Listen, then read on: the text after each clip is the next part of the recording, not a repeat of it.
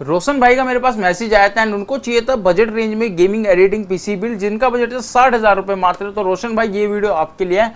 ये PC build मैंने ready कर दिया। बात करते हैं कंपोनेंट्स की, तो इसमें यूज किया Ryzen 5 का 5600 प्रोसेसर, 6 कोर 12 थ्रेड की परफॉर्मेंस मिल जाएगी।